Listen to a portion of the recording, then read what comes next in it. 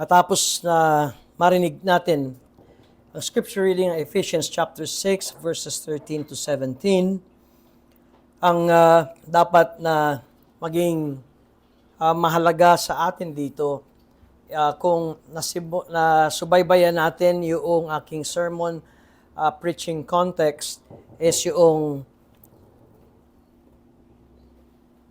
be filled with the Spirit. Ang hinig.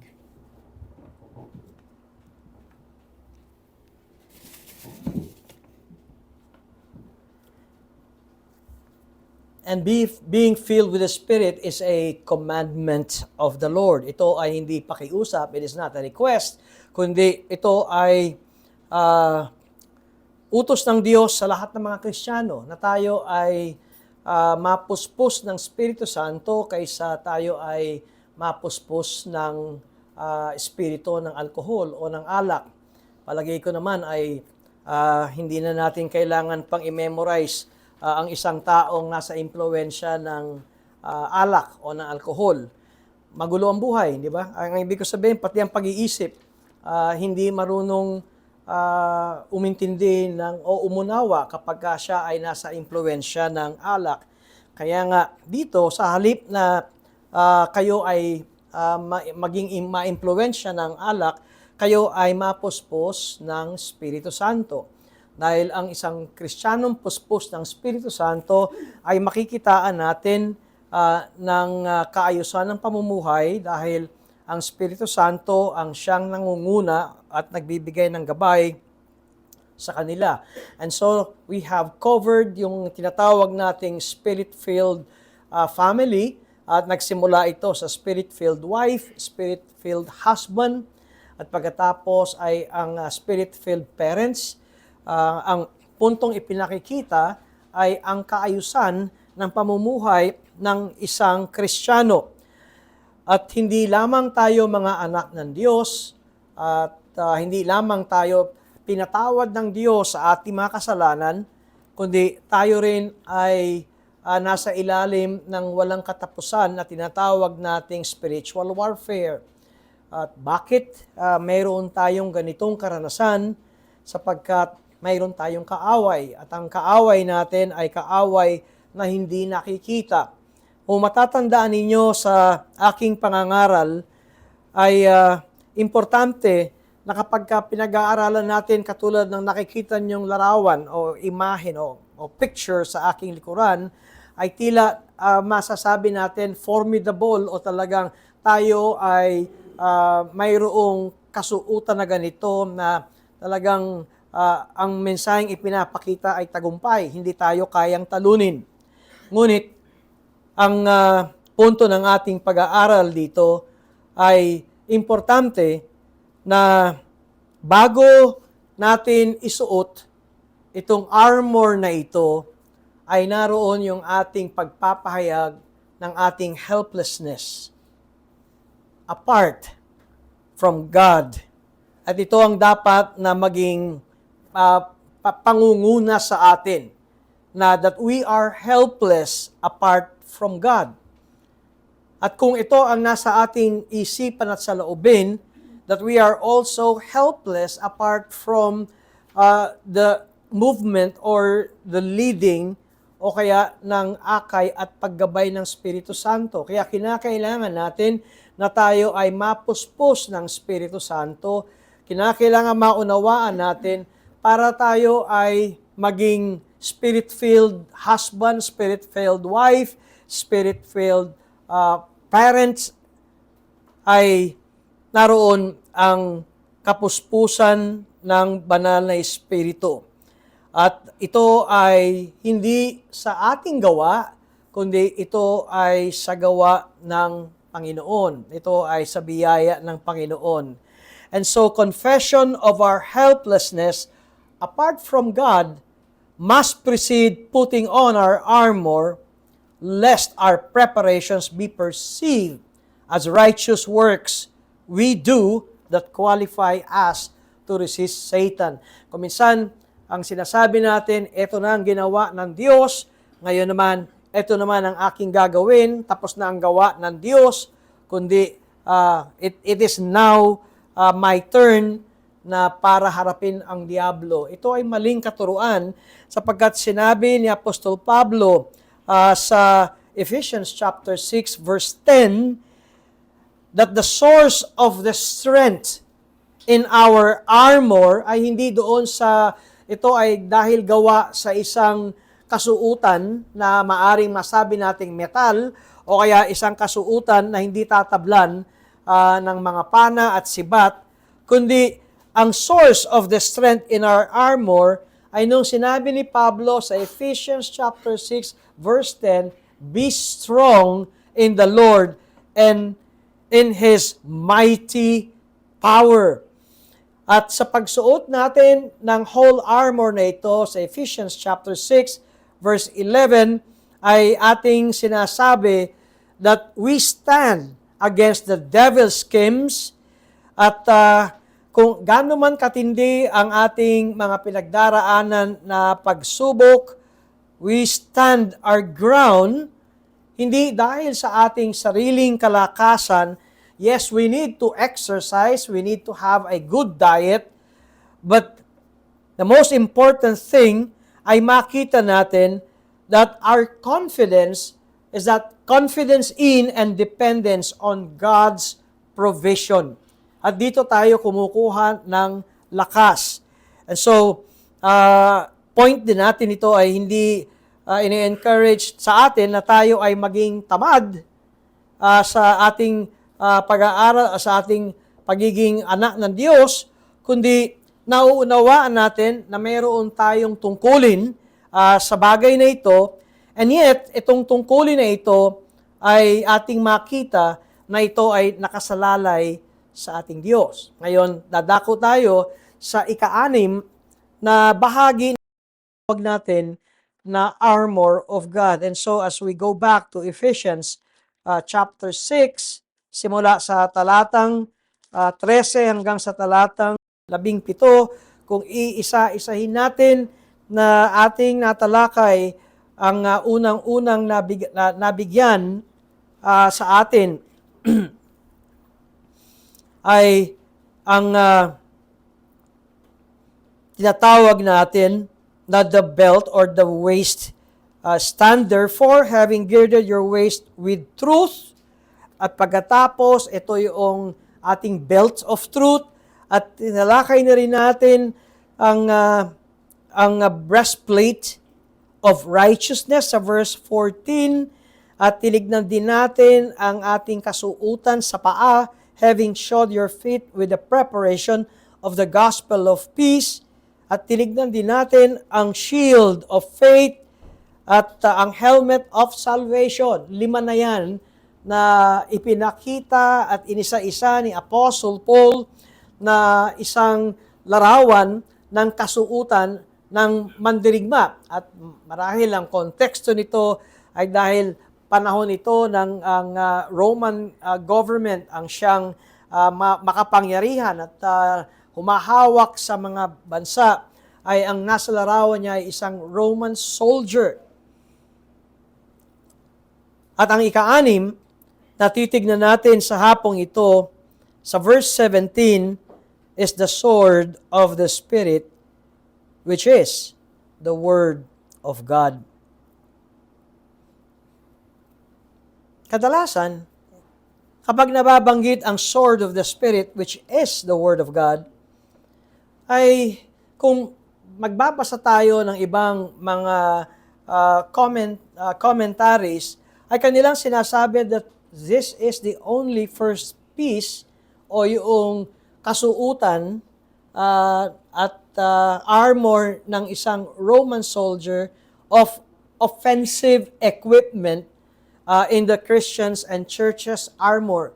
Ngayon kung imagine ninyo ang kalasag, ang shield ay parang panangga, ano ang maitutulong ng sinturon para mahigpit ang iyong kasuutan at hindi ito nahahampas ng hangin para ikaw ay madaling mahawakan o tamaan ng sibat. Ang helmet ay isang proteksyon para sa iyong ulo. Ang ang kasuutan na sapatos ay proteksyon para sa iyong paa, kung sasabihin natin, ang tangi lamang pang-opensa is the sword. At dito sinabi ni Apostle Paul, ang verse na ito sa 17, and the sword of the Spirit, which is the Word of God. Ang tanong ko, is this so?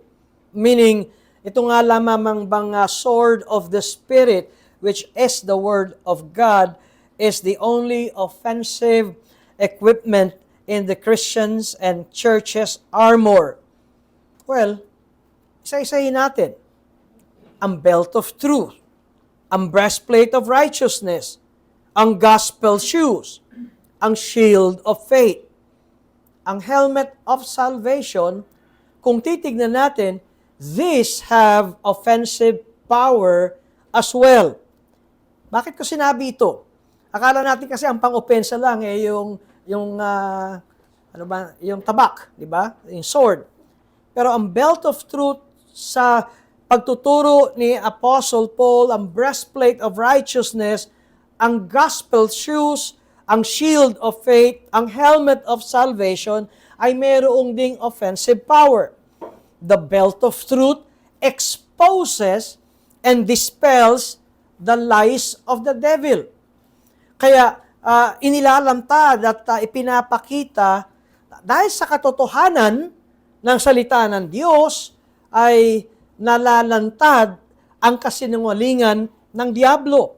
Ngayon, when it comes to the breastplate of Christ's righteousness, ang katuwiran ng Panginoong Jesucristo kailanman ay hindi mananaig ang kaparaanan ng diablo. Kaya kapag nandiyan ang katuwiran ng Panginoong Jesus, ang diablo ay lalayo.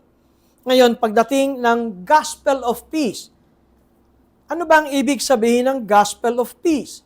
Ikaw ay humahakbang, ikaw ay lumalakad, ikaw ay humahayo, at ipinangangaral mo ang mabuting balita, ang mabuting balita ng kaligtasan. And so the gospel of peace plunders the devil's kingdom. Kaya kapag naipapangaral natin ang ebanghelyo, pumupunta tayo sa mga lugar na ang mga tao ay namumuhay sa kadiliman, ano ang ating ginagawa? Tayo ay nag-o-opensa, tayo ay nag-a-advance, at pinupuntahan natin ang teritoryo ng diablo. And it is our faith in Christ that overcomes the world. Ngayon, kung masasabi natin, yung helmet ay protection, pero this is not purely defensive. Nabanggit ko noong nakaraang linggo, ang Roman soldier, ang kanilang helmet ay hindi lamang gawa sa metal o sa bronze, kundi meron din itong parang decoration. Para bang ang dating ay hindi lamang na nakakatakot, kundi kaaya-ayang tignan. But even when the helmet is serving as a defensive purpose, it testifies to the grace and power of God. Kaya nga sinasabi ko na dahil ang metal na helmet ay hindi lamang para bantayan ang ating ulo, maganda rin siyang tignan. And because of this, ay ipinakikita ang kagandahan ng biyaya ng Diyos. At ipinapahayag din ang kapangyarihan ng Diyos na hindi mo ito kayang wasakin. And it drives the enemy of our souls away at the same time. At pagkatapos, ang sword of the Spirit, which is the Word of God. At ito ang ating sandata ng tinatawag nating mighty, church's mighty God-given weapon to defeat the schemes of the devil. Nais kong basahin ang 2 Corinthians chapter 10 and verses 4 to 5.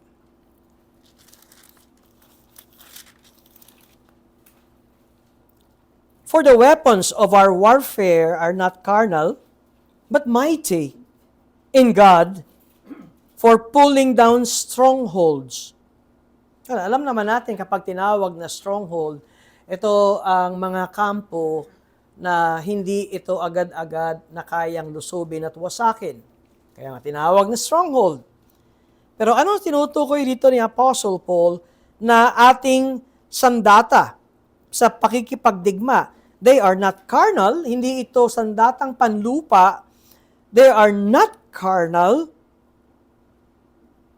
but mighty in God for pulling down strongholds. Verse 5, casting down arguments and every high thing that exalts itself against the knowledge of God, bringing every thought into captivity to the obedience of God, and being ready to punish all disobedience when your obedience is fulfilled.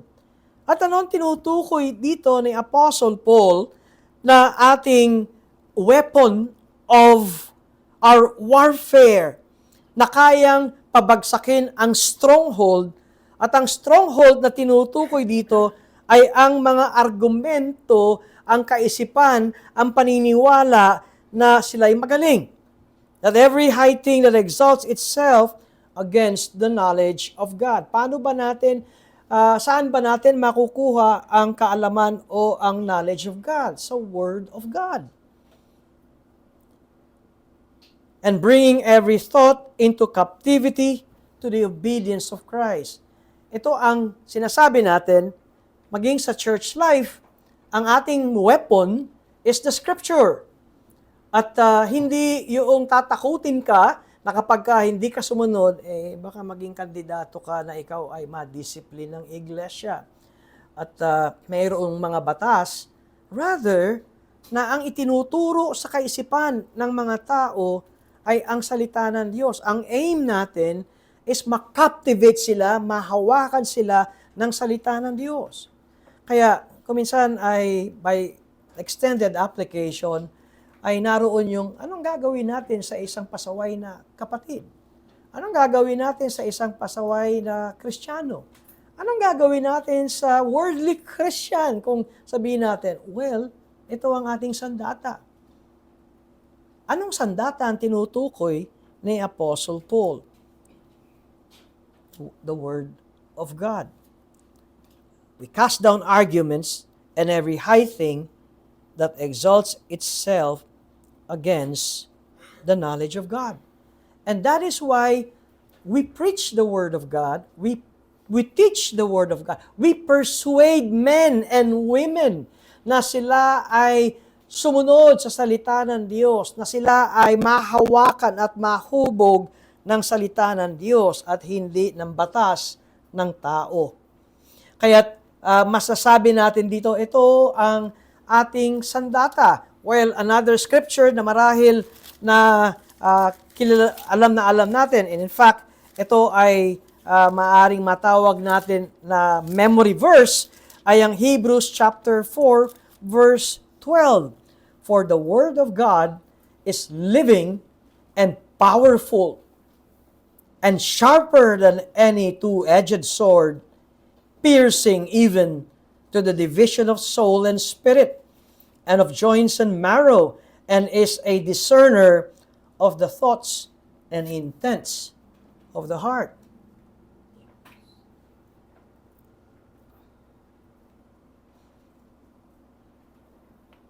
Perhaps there are probably two reasons Apostle Paul calls the Word of God the sword of the Spirit.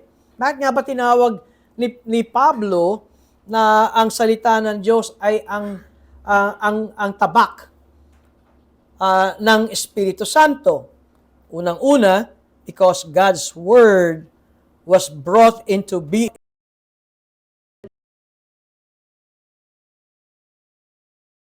Sinasabi natin ang salita ng Diyos o wag na muna ang salita ng Diyos. Sabihin na lang natin ay ang Bible. At pagka literal na tinawag natin ang Bible, ito ay the book. Ito ang aklat. Pero sinasabi natin that this book, ang Biblia, ay salita ng Diyos. Pakinggan niyo kung paano sinabi ni Apostle Peter sa 2 Peter chapter 1 verse 21. Or akit natin sa verse 20 or verse 19. 2 Peter chapter 1 verses 19 to 21. And so we have the prophetic word confirmed, which you do well to heed as a light that shines in a dark place until the day dawns and the morning star rises in your hearts. Verse 20. Knowing this first, that no prophecy of Scripture is of any private interpretation, for prophecy never came by the will of man, but holy men of God spoke as they were moved by the Holy Spirit. Again, sa passage na ito, ay sinasabi that God's Word is the Word of man in the sense that it did not come through mindless robot.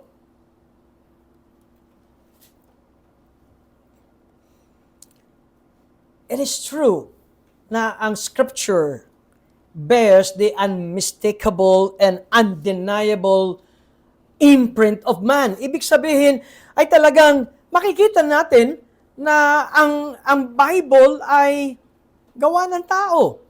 Sulat ng tao. Paano natin masasabing ito ay gawa ng tao at sulat ng tao? We have 66 books sa Bible. And ilan ang authors natin sa 66 books na yan?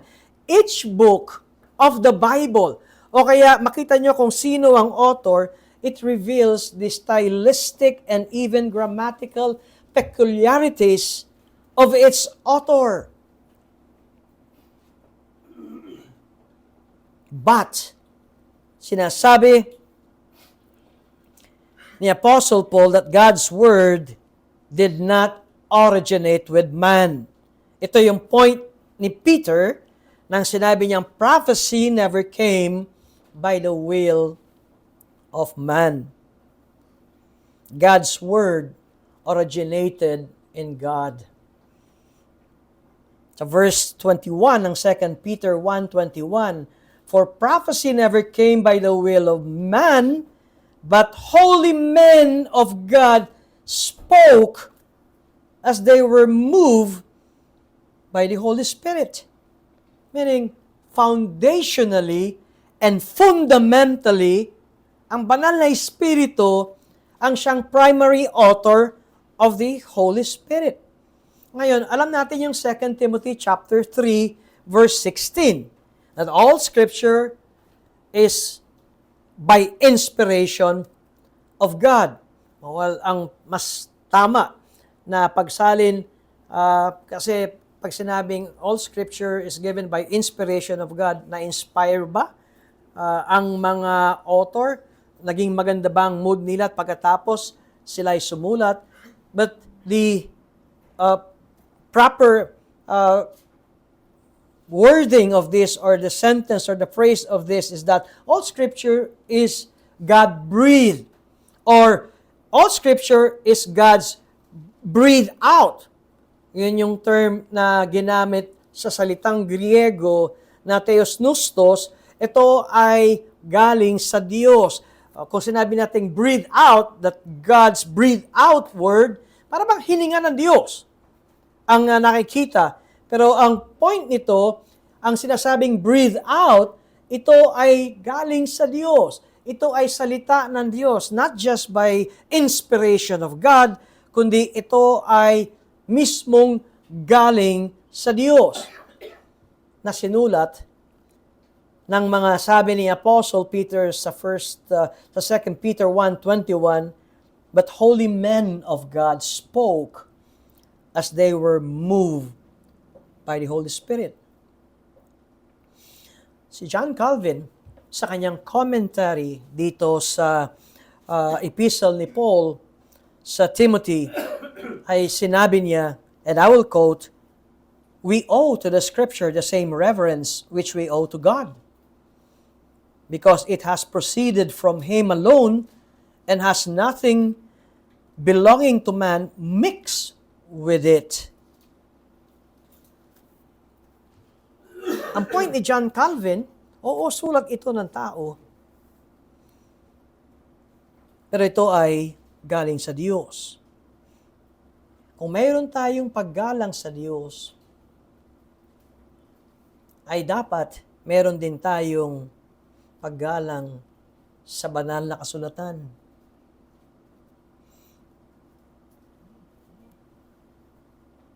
Kung minsan, sa katuruan, sinasabi that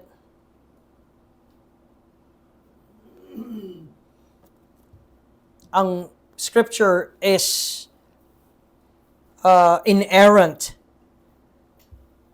ay parang ang kahulugan niyan ay that we have all the answers sa mga katanungan ng buhay, at kapag mayroong nagmamak sa Word of God, because the Word of God is inerrant, nandun lahat ang kasagutan.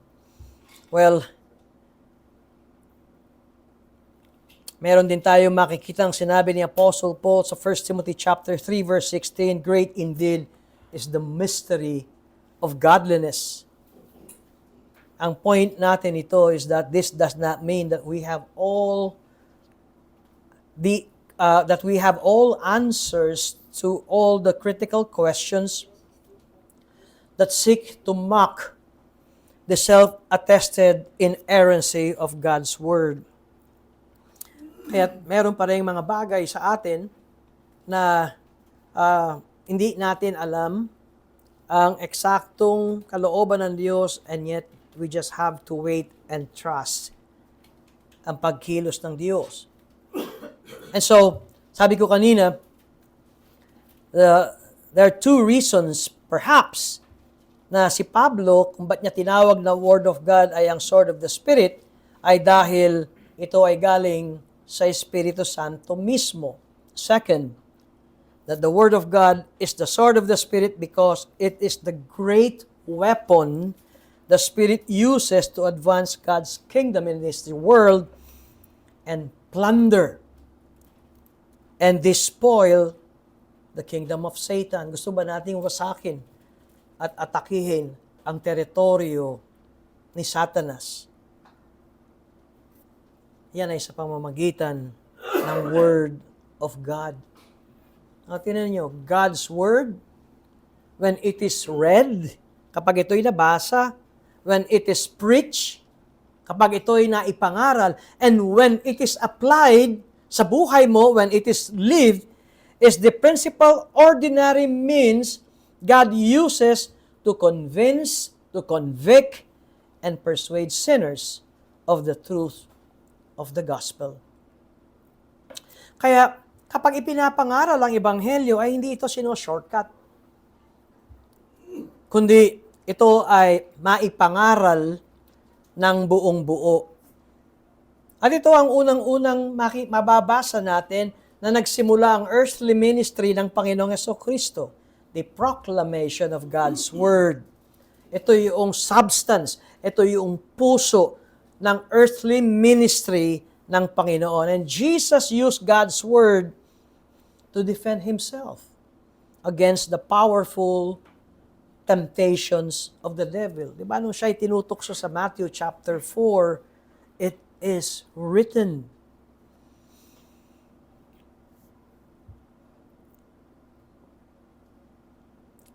At mayroong isang description sa huling aklat ng Biblia that the exalted Savior sa Book of Revelation, at ito ay opening chapter pa lamang ng Revelation sa chapter 1, ay atin nang makikita na si Jesus had in His right hand, sa kanyang kanang kamay, hawak-hawak niya ang 7 bituin, the 7 stars.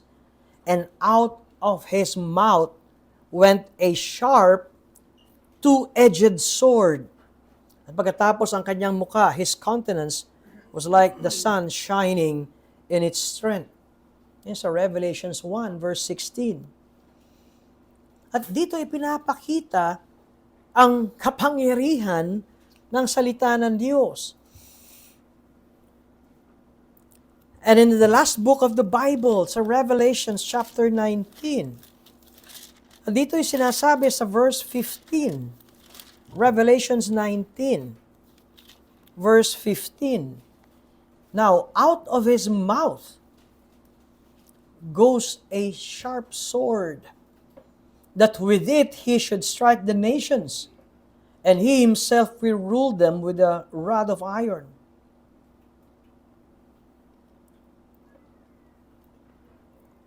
Kung kaya't, napansin ba ninyo kung bakit kinakailangan nung sinabi ni Apostle Paul, or rather ng mga apostles ng Jerusalem, the early apostles, kung bakit kinakailangan na ang congregation, ang multitude ay mamili ng 7 kalalakihan na mabantayan at mapaglingkuran ang mga mananampalataya na sobrang biglang lumobo at dumami. And these 7 men ang silang mag-aasikaso sa pangangailangan ng mga mananampalatayang ito, so that, ang sabi ng mga apostol, and so that we can devote ourselves to prayer and to the ministry of the Word. At kung titignan din natin, ang isa sa makikita natin na naging commitment and devotion ng early church is that they devoted themselves to the apostles' teaching or to the apostles' doctrine.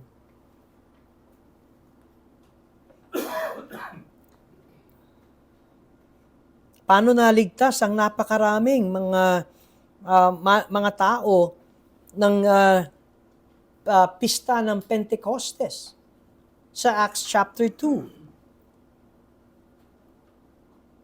It's because Peter preached God's word. And thousands were added to the church. Church growth ba ang habol natin? Well, kung gusto nating dumami ang mga magsisisi sa kasalanan at lalapit sa Panginoon, isa lamang ang ating kailangan, to preach the Word of God. Hindi ko ano-ano mga gimmicks para dumami ang mga tao at bumalik ang mga tao. Sa 1 Corinthians chapter 2, verse 13, nung dumating si Apostle Paul sa Corinth, tinuruan niya ang mga taong naroon. At tingnan ninyo ang pagtuturo ni Paul sa mga Corinthians. Sabi niya, I taught the people not in words which man's wisdom teaches, but which the Holy Spirit teaches. And even sa kanyang huling mga sandali ng kanyang kamatayan, yung imminent death ni Paul, ay siya'y nagbigay ng solemn counsel kay Timothy na bata pa na minister ng gospel.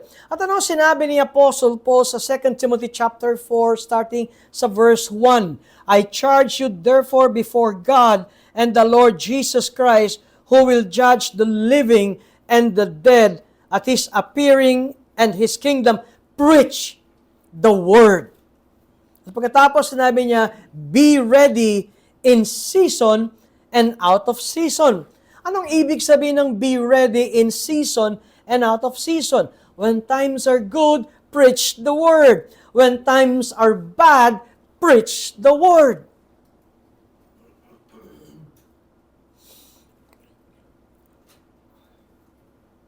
Ngayon, sa dami ng mga nangangaral ngayon ng salita ng Diyos, pati sa social media, ay maaaring tayo ay magkaroon ng tanong, if the Word of God truly is the sword of the Spirit, bakit kaunti lamang ang kapangyarihang nakikita natin ngayon sa ating panahon? Well, we have to qualify first the question. Well, we have to agree that in many parts of the world today, talagang ang tabak ng Spirito, the sword of the Spirit, is evident in great power. At ang mga taong naliligtas ay hindi lamang sa isang lugar, kundi ito ay kalat na sa 4 na sulok ng mundo. And God is mightily at work.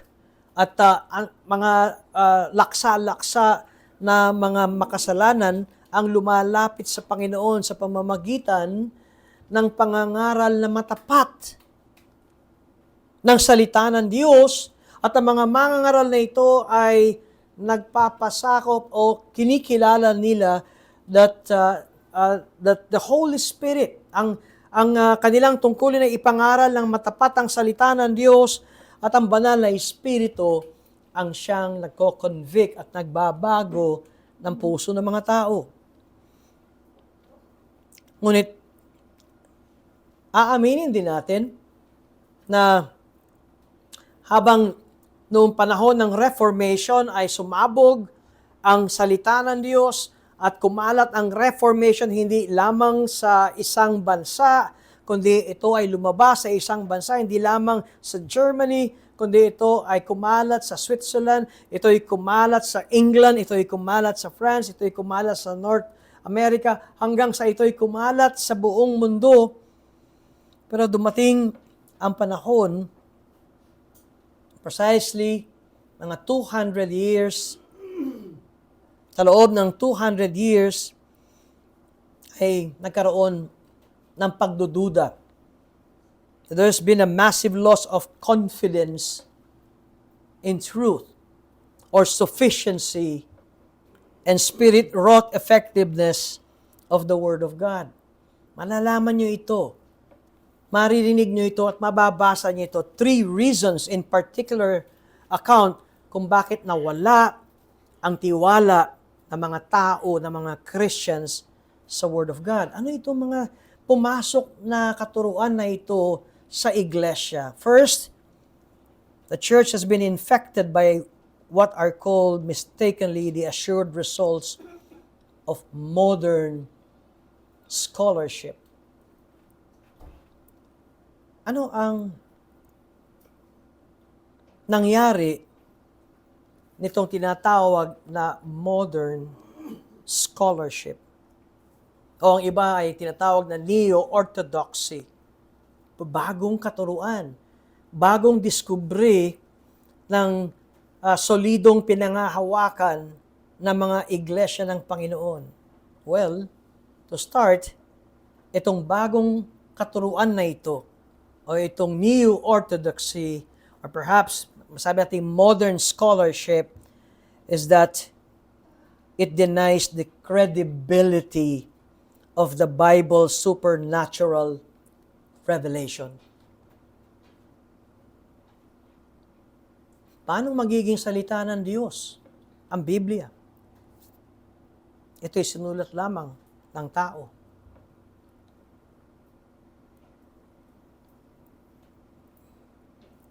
Paano natin tatanggapin that holy men spoke, and yet nandun ang superintendence, gabay at kapangyarihan ng banal na Espiritu, at ang sinusulat ng iba't ibang mga sumulat ng aklat, iba't iba ang kanilang antas ng buhay, iba't ibang mga lugar, hindi makakakilala, and yet ito ay magkakaroon ng isa lamang na mensahe.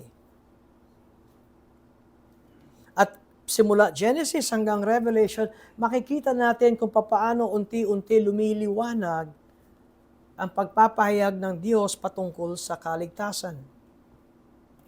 At ito ang naging dahilan nang pumasok ang modern scholarship. Ang unang inatake ay ang supernatural revelation ng Panginoon. At pagkatapos ay ang inatake ay ang supernatural person ng Panginoong Jesus. Kaya makikita natin sa mga relihiyon ngayon, kailanman ang Diyos ay hindi tao at ang tao ay hindi maaring maging Diyos. And because of this, it reduces the gospel of God, which claims to be the power of God, to salvation for everyone who believes. Na naging parang isang kwentong barbero lamang. Or at best, magandang basahin ng Biblia dahil yan ay mayroong moral ethic na tayo ay makukuha. Ngayon, tingnan natin. Kung ganito ang mga pundasyon ng mga pangangaral mula sa pulpito, do we expect the power of God to move in the midst of the church kung meron na tayong pagdududa na ang Biblia ay hindi lahat yan ay salita ng Diyos? Tatanggalin natin ang lahat ng mga himala, ang miracles, ay tatanggalin natin.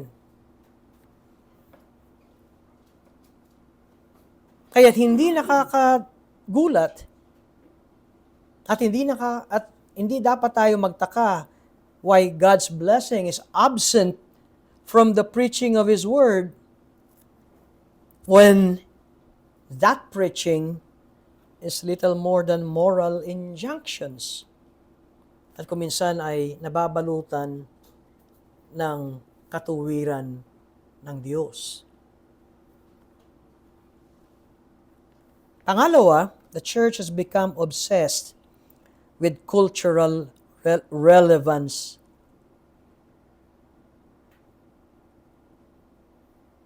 Well,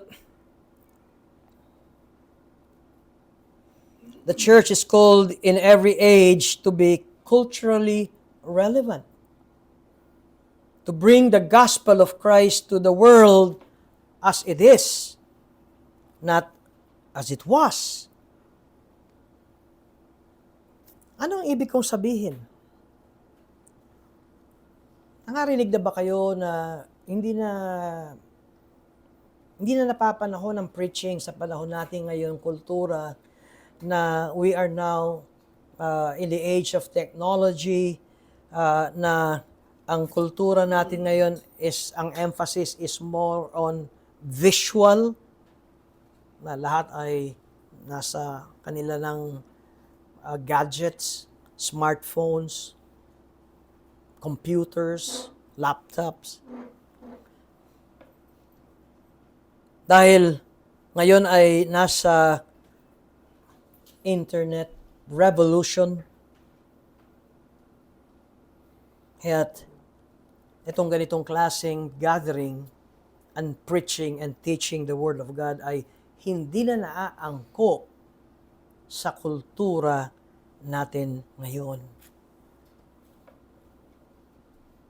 Ano ang gagawin ng ibang iglesia? Kaya nga mayroong mga iglesia, mayroon silang drama. Drama is in, preaching is out. Mas gusto ng tao ang tugtugan, expository sermons are out. Kaya minsan sa mga church worship, pagkahaba-haba na magagaling na mga musicians and singers, at kung meron man preaching, ay ito yung tinatawag nating ang preaching is based on kung ano ang gusto ng tao mapakinggan. Sa palagay ba natin, pag sinabi natin, iba na kasi ang kultura ngayon, sa palagay ba natin ang early church ay wala tayong nakikitang mga ganitong bagay? For instance, pag nakita natin sa kasaysayan, ang Athens ay punong-puno ng tinatawag natin na mga dramas at iba pang mga bagay. During those days, ang iglesia, ang kanilang panahon, was fascinated with drama. And yet, nang dumating si Pablo, ang kanyang ginamit ay ang pangangaral ng salita ng Diyos dahil ito ang otoridad. At dito sinabi ni Apostle Paul, it is not the drama o iba pang mga bagay, singing, at iba pang mga gimmickry, kundi ang sinabi ni Apostle Paul, faith comes by hearing and hearing by the Word of God. And so faith comes by preaching, by hearing and hearing by the preached Word of God. At nung sumulat si Pablo sa mga taga-Korinto, sinasabi niya, hindi ako dumating sa inyo na gumamit ako ng persuasive words of human wisdom, but in demonstration of the Spirit and of power, so that their faith would not rest in the wisdom of men, but in the power of God.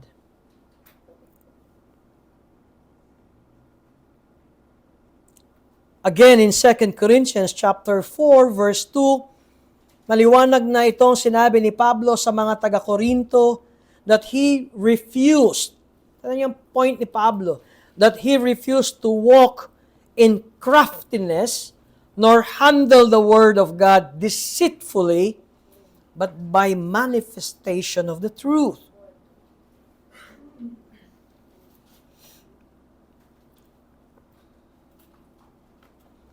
At isa lamang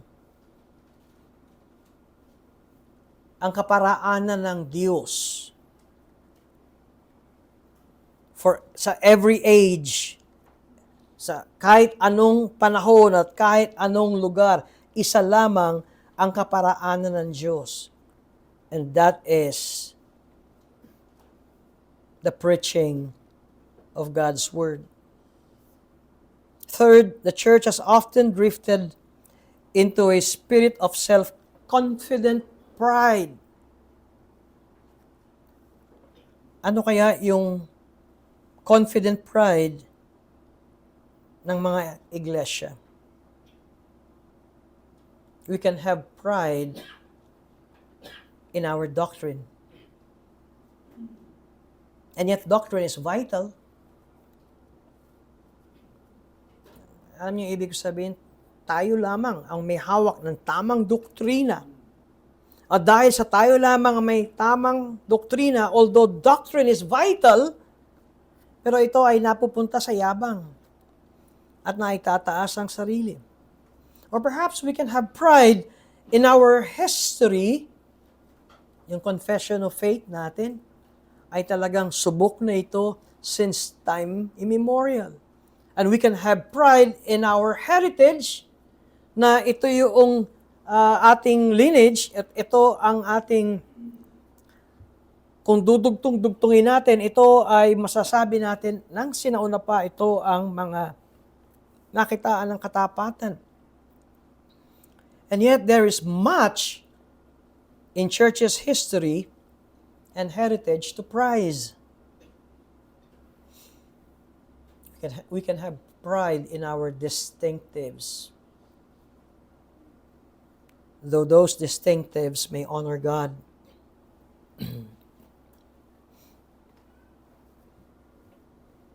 At kuminsan, ang nakakalungkot, ang mga iglesia at mga pastor ay hindi nakikitaan ng sense of absolute dependence on the Lord. Absolute dependence on God's Word. Absolute dependence on the Holy Spirit.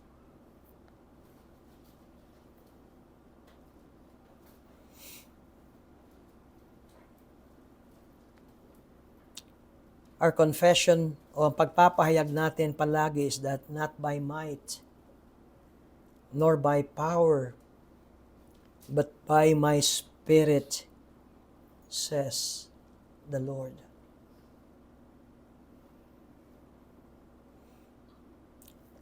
Dito babagsak ang ating paggawa ng desisyon sa buhay natin. Talaga bang sinasabi natin that the Bible, the Scripture, is the Word of God?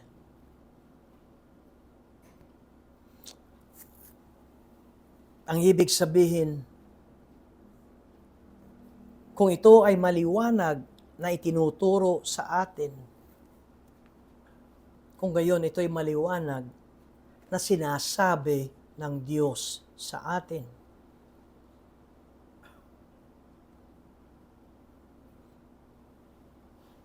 And knowing, si John Calvin kanina sabi niya, ang paggalang natin sa Diyos ay dapat makitaan din tayo ng paggalang sa kanyang salita. And so, if we disobey ang salita ng Diyos, the written word of God, therefore, we also disobey God.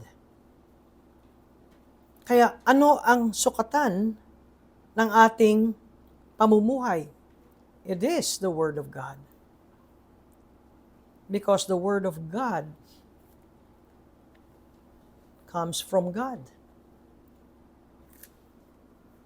And if the Bible truly is the sword of the Spirit, therefore God does not lie. Pag binasa natin ang pangako ng Diyos, pag binasa natin at nakita natin ang katuruan ng Diyos, at paano natin ito i-apply sa ating buhay, well, ang sasabihin natin, because it is clearly stated in your scripture. Hindi ito yung haka-haka natin at obserbasyon natin, kundi ito ay maliwanag na sinasabi ng banal na kasulatan. It has power. Kasi marami tayong mga argumento, paano ito? Paano yun? Paano yun? Kaya nga, ginagawa natin is we allow the Word of God to captivate our minds. Hayaan natin ang salita ng Diyos ang siyang humawak sa ating isipan. Natandaan niyo yung aking preaching last week? Our enemy, our number one enemy, hindi naman si Satan. Sino ang ating number one enemy?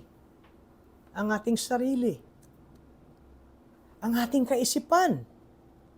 Di ba, bago naman kasi tayo gumawa ng desisyon o bago tayo gumawa ng aksyon, saan nangyayari ang debate? Sa ating kaisipan. And if the Bible is the sword of the Spirit, sa Hebrews 4:12, pumapasok ito sa kaibuturan ng ating pagkatao. Kaya nga, merong mga Christian sinasara na ang Bible dahil masakit. At tinutuwid tayo at masakit. And yet, if the Bible truly is the sword of the Spirit, let us have unbounded confidence in the truth of its message.